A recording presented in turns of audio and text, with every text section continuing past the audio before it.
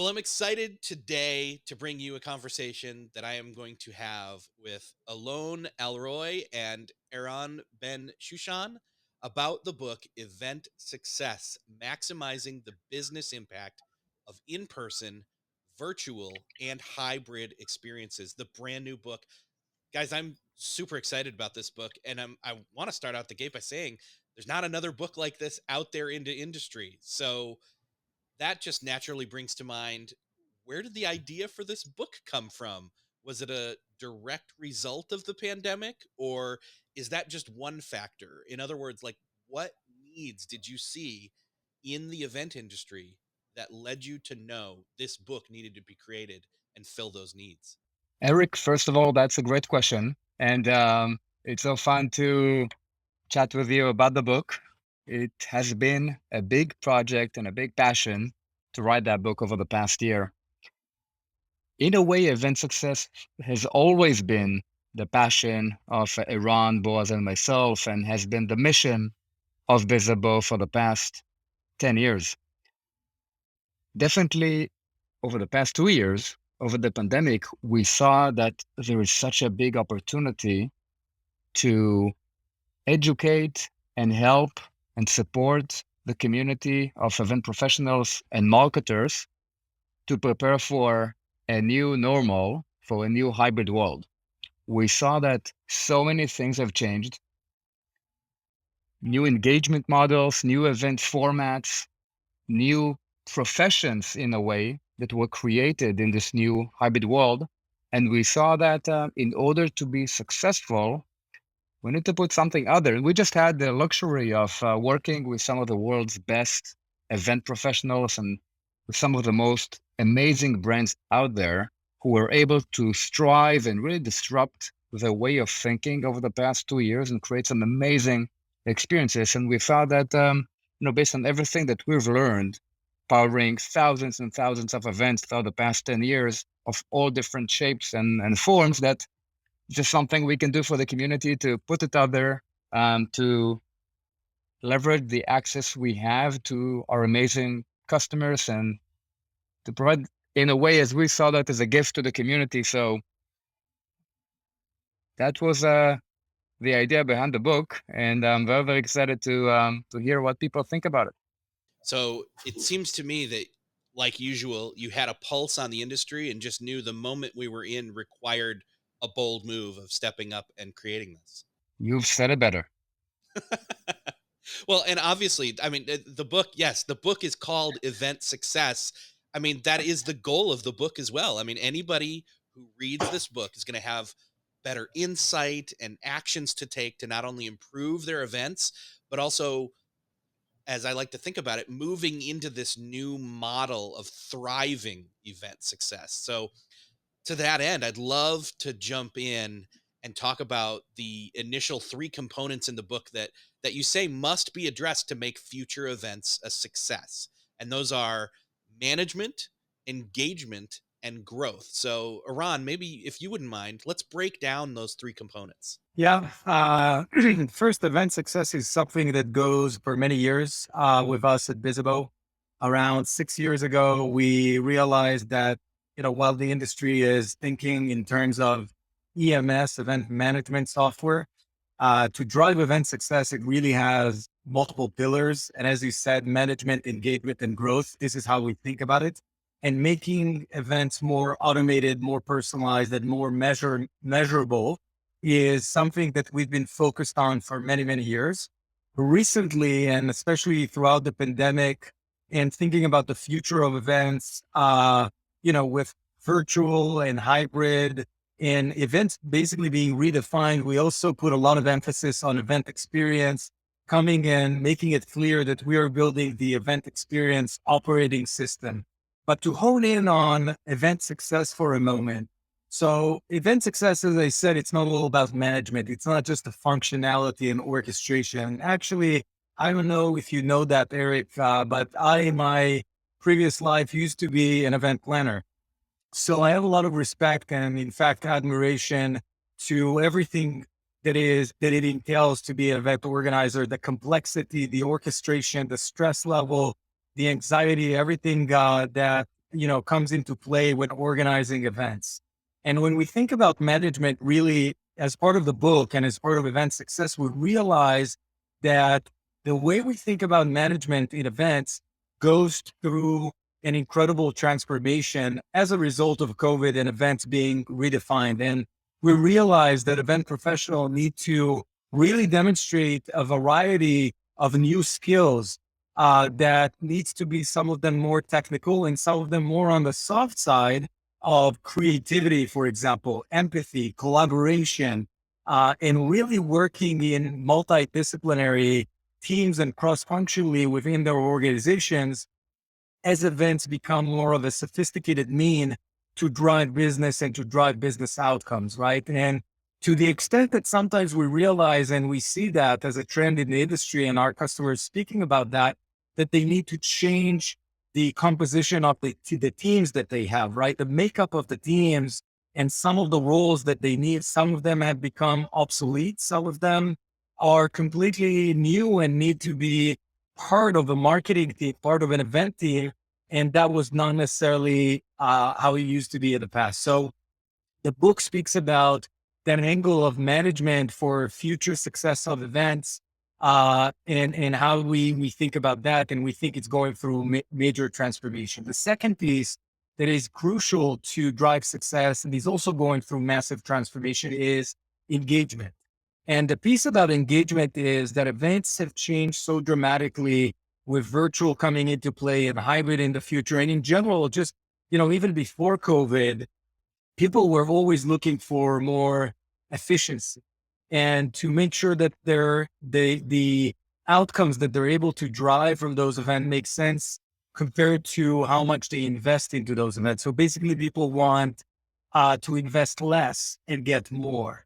And in order to be able to do that, we realize that organizers and event planners need to level up the level or the way that they are able to drive engagement in those events. And here again, some of it is going to be completely new because we're talking about new mediums and realms of interacting at events. And in order to achieve that level of return on event, the ROE that they're looking for, and the level of efficiency and the level of experience that they're expecting, because people are going to want to travel less and participate more. And they would like to really get a lot of value in those moments that they're interacting with the events. And if they're not getting it, they're going to probably drop off, right? If they're online, they're just going to hit the exit button. If they're at the event itself, they're going to get disengaged and they're going to go and do other things. So taking engagement, to the next level is something that we think is going to be inevitable in order to drive event success. And then the last piece, which is growth, really what we understand is that data is becoming the name of the game, right? So if you're not using the right tool, if you're not using the right stack, it's no longer just a single tool. You really need to think about it as the hub or the system of record that you're using to run all of your events or most of your events in an organization. That's what the CMOs, the marketers that we're engaging with, in most cases are interested in, those consolidated platforms, and the ability to understand data, to analyze it, to measure it, and to make decisions and to drive action that will lead into business outcomes. And the ability to correlate between those is becoming imperative in today's world because everything else is measured. And historically, events have been kind of a black box, but that can no longer be the reality. Nobody's willing to live in peace with that. And that's a big part of event success and the future of driving success in the new era of events. It's exciting times. It's a formative moment in terms of disruption that, again, we as Bizzabo are leaning into, and I'm excited to be a part of that. Obviously, when we're thinking and talking and wanting to guide our customers as well as the industry into this transformation of events, and especially addressing those three components, Bizzabo ended up coining a new term: event impact gap. I'd love to break down what that means because I think a lot of people have never heard of this before. When we try to really listen and observe everything that is going on around us, we truly understood that there's a big gap, and we tried to understand, okay, how do we actually crystallize? What does that mean? And we got to a lot of interesting conclusions. The first one is that we now live in a hybrid world. When you think about it, we order dinner via an app, which is a digital experience, and we have it delivered to our door, which is a very physical experience. We get on a bike, that is a physical experience, and we get encouragement from a trainer online that is digital, talking about Peloton, for example. We use our phone to call a ride, digital, and the driver comes to our doorstep after 2 minutes, which is physical. We live in this harmonious blend of physical and digital experiences that really improve our everyday life. And as consumers, we're really used to that, honestly, pretty magnificent experience that is making our lives much easier and better. But events have really struggled to meet this reality, and in large because event management software, which is how we describe the whole category of event software to date, really treated all of the digital component as a bolt-on rather than a purpose-built solution and experience. And the result is the event impact gap, which is the enormous chasm between the aspiration that event organizers have to create immersive, connected, and personalized human experiences, and their ability to do so with the current technology and resources. And we've outlined in the book 4 big problems that have caused the event impact gap. The first one is that around data. Customer and event data is either missing or captured in isolation. So it's really hard to see and measure progress towards real business outcomes. The second one is that event software companies don't empower event leaders to truly connect with the audiences.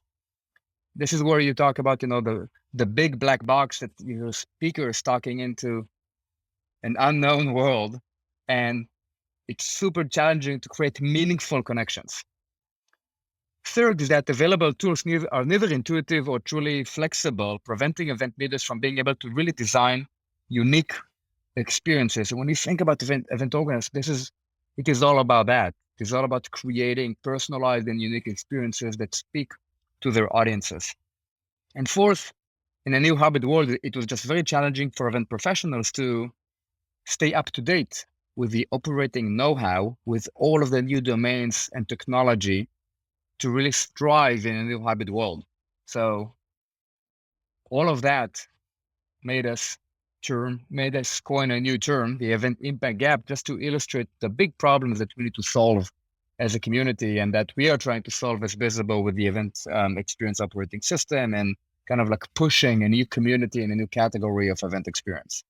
It feels like we've been living in a world where we've been living according to that term, boiling the frog, where the frog doesn't know it's being cooked, but it slowly but surely gets there. And I think that's where we've been in terms of the event industry.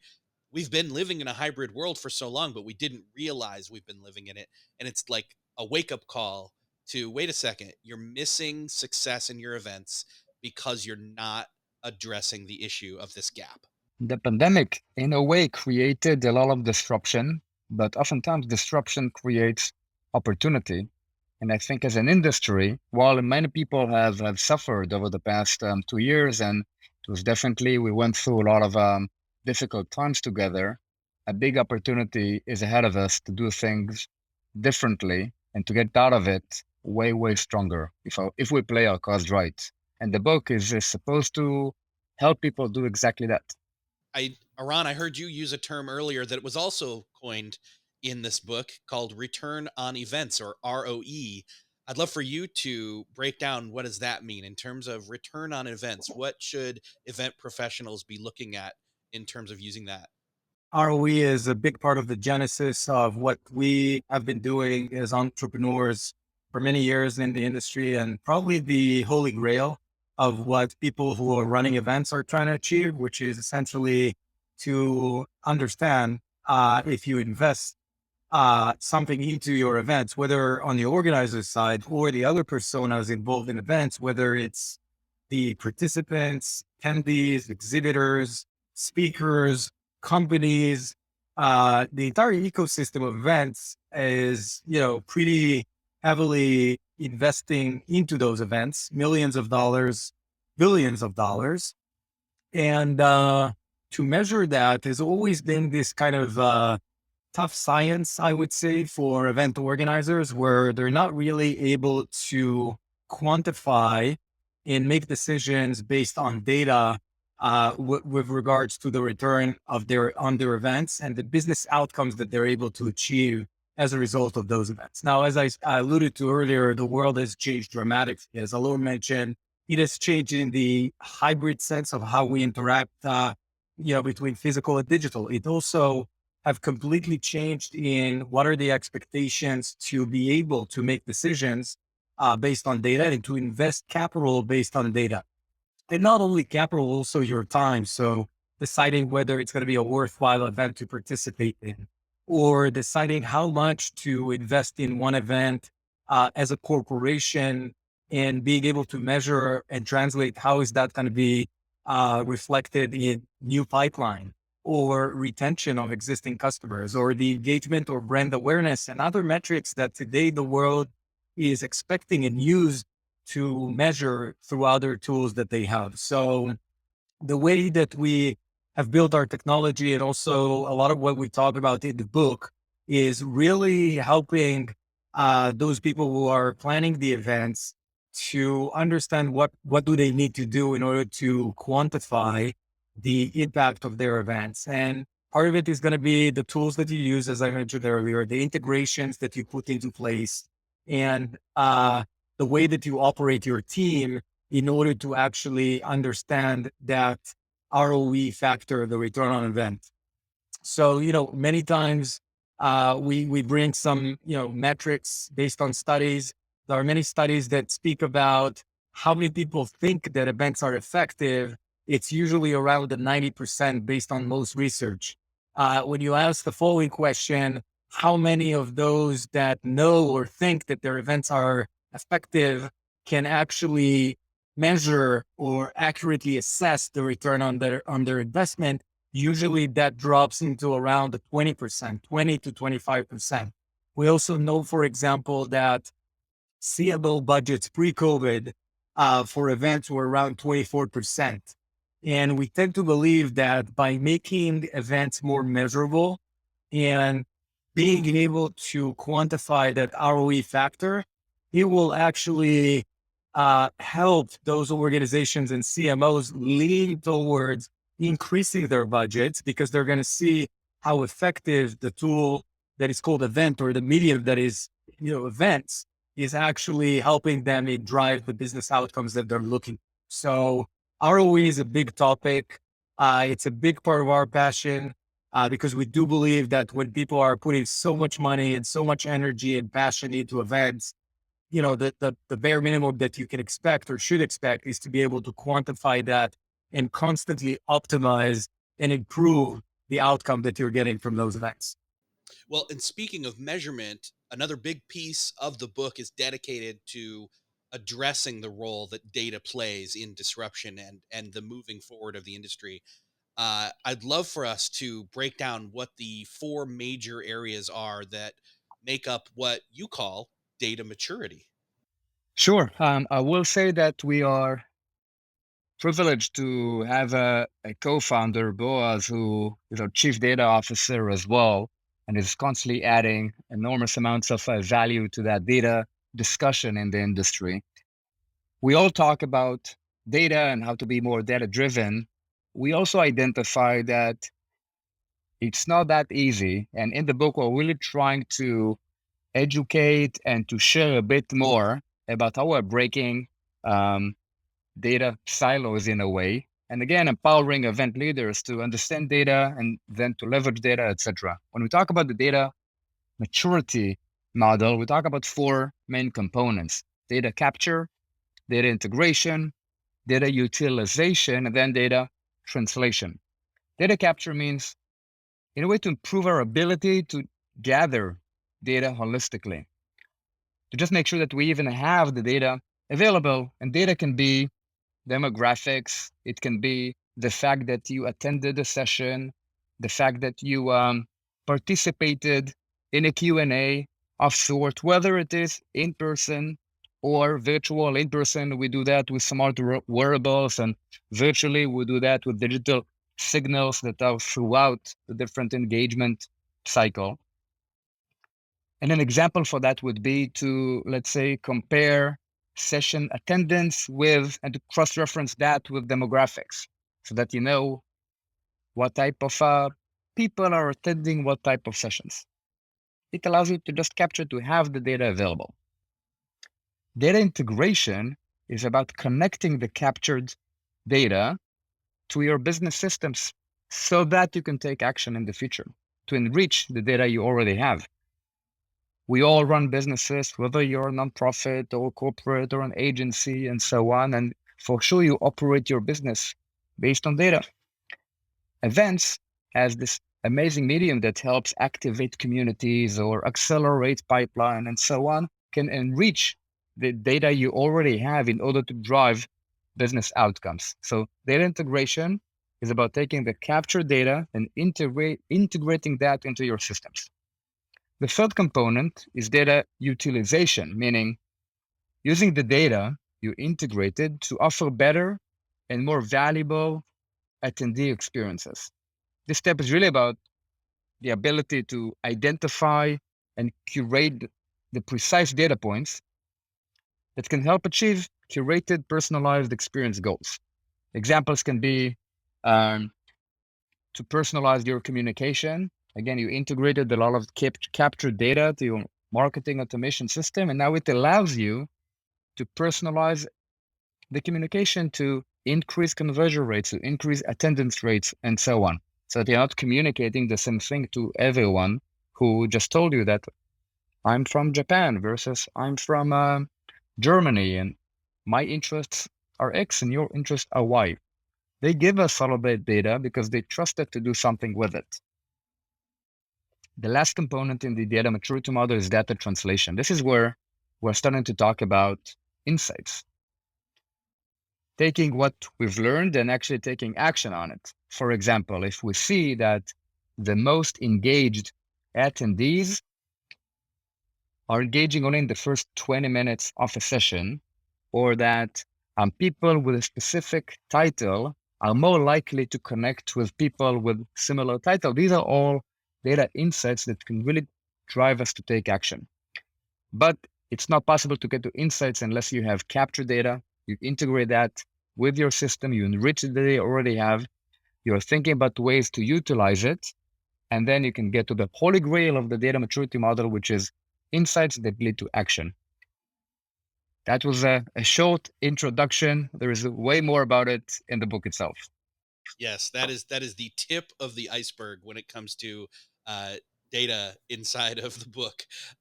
But I think one of the other things is it's not just about the book's not just about data. The book has real event professionals and their stories and their perspectives woven throughout it. In fact, in one of the stories, you spoke with Nicola Kastner about the flagship event she ran for SAP. I'd love for you to tell us about that event and how Nicola used the data to drive forward her strategy. And Eric, that's actually a fantastic story that I'm so excited to speak about. When Nicola and her team at SAP came to realizing that they need to take a data-driven approach to their event, and we're talking about big scale event, right? Their flagship event, they run a lot of events, but their flagship event is called Sapphire Now. It's an event of 24,000 participants in person. And what they realized is that they need to start by asking themselves some really important questions in order to drive the right experience and then outcomes, their business outcomes for SAP out of that mega event that they're running.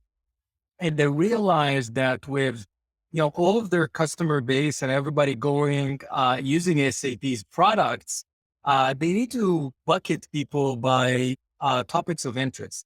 And based on data that they were able to collect from registration, website visits, content, interactions, they eventually landed on 5 key themes.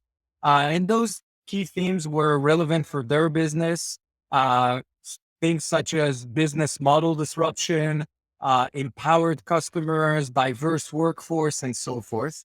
And what they did is that they were able to very creatively blend between, a data-driven scientific approach and experiential and events.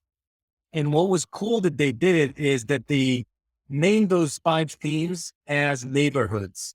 And they literally took those 5 neighborhoods all the way to defining different territories or sub venues in the venue that they had. And in their case, if I remember correctly, I think it was around 1 million square feet of real estate where the event took place, you can imagine. And they really literally made those 5 sub venues with different atmosphere and different background and different food even. So it was not only based on different themes that were more personalized that created better outcomes, it also created a certain experience that created relationships and bonds between the people that were part of those cohorts. And what they were able to do, in addition to kind of architecting and designing that event to fit to those personalized experiences that they were building, they were also applying another cool thing that is pretty advanced, but definitely I would expect to see more and more event planners doing that, taking a very advanced ABM approach, account-based marketing approach into their events and applying a marketing methodology that is very well known from other platforms and other initiatives, marketing initiatives that are very prominent in today's world, but in events, they're kind of lagging. And what they did is they applied the same account-based marketing concepts on those cohorts of people at events, and they were able to repurpose some of the content pieces and some of the interactions and point of interest that came up or were surfaced as part of the event, and repurpose those assets to create also a more engaging and personalized experience also after the event. So really what they did around that event is they took a data-driven approach, they made it experiential, they rallied everybody in the organization, their marketing teams, their sales teams, they brought them together and they drove a lot of outcome for SAP as a result of that event. So really exciting use case in my view, and a great example alongside with some other examples that we have there. Yeah, it's a great story, and you can find that in the book. It's also something that if you click through the links in our show notes for this episode, we've got a blog post that is an excerpt from the book where you can dive in. If you don't have the book yet or can't get it yet, you can dive in and really learn more about that story and this true return on event by bridging the event experience gap. There you go. Exactly. So we're more than 2 years now into living with COVID-19 and all the disruptions that it's caused. And I'm curious, as you look ahead, what things do you see on the horizon for the events industry, and what can savvy event professionals do to stay ahead? First, I'll share that these are exciting, I may even say optimistic times. We are doing this interview in March 2022.